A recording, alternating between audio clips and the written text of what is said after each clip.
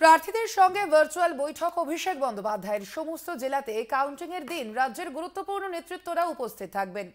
এ বিষয়ে আরো বিস্তারিত জানবো। ফোন লাইনে রয়েছেন আমাদের প্রতিনিধি দেবাশিস সেনগুপ্ত। দেবাশিস, ঠিক কি জানা যাচ্ছে এই বৈঠকে কি কি সিদ্ধান্ত নেওয়া হলো?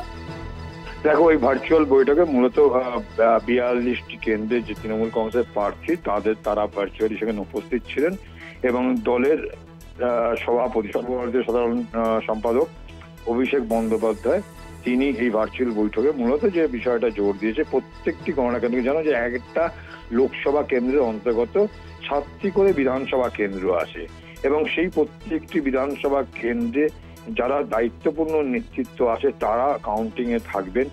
যারা সেখানে যারা প্রার্থীরা রয়েছে, প্রার্থীরা প্রত্যেকটি জায়গায় তারা মনিটরিং করবেন, যাবেন। এবং একটা বিষয় যেটা বলতে চেয়েছে যে এই মুহূর্তে যেভাবে এক্সিট পোল দেখানো হচ্ছে, সেই এক্সিট পোলকে একদম গুরুত্ব না দিতে বা বলা হয়েছে এবং ফল যা হোক আগুপিছু হোক যেন গণনা কেন্দ্র ছেড়ে যাতে না বেরায় এবং প্রত্যেকটি গণনা কেন্দ্রে যাতে পর্যাপ্ত পরিমাণে যারা কর্মী যারা আছে, যাদের নির্বাচন কমিশন অনুমোদন রয়েছে, তারা যেন সেখানে উপস্থিত থাকে এবং আসনের যে জায়গায় যখনই ভোটের কাউন্টিং হোক, ফলাফল যেদিকে আগে যদি কোনো জায়গায় যদি পিছিয়ে থাকে, সেই সব জায়গায় যেন কোনো রকম হতাশ হয়ে যাতে আসন ছেড়ে না দিয়ে আসে। কেন অভিষেক বন্দ্যোপাধ্যায় মনে করেন এবং তিনি যেটা তার বক্তব্য যে ফল যা এক্সিট পোলে দেখানো হচ্ছে এবং গতবারের যা ফল হয়েছে তার থেকেও ভালো ফল হবে কিন্তু তৃণমূল কংগ্রেসের এবারে।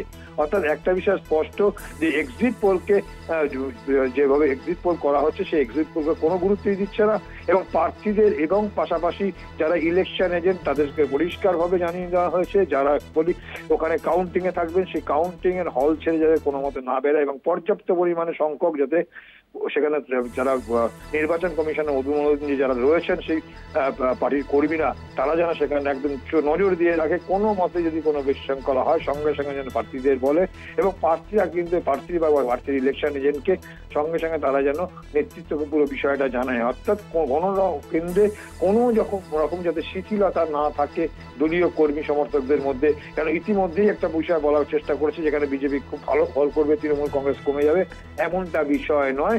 তৃণমূল কংগ্রেস গতবারের থেকে অর্থাৎ গতবার লোকসভা নির্বাচনে যা আসন পেয়েছিল তার থেকে আরো ভালো ফল করবে।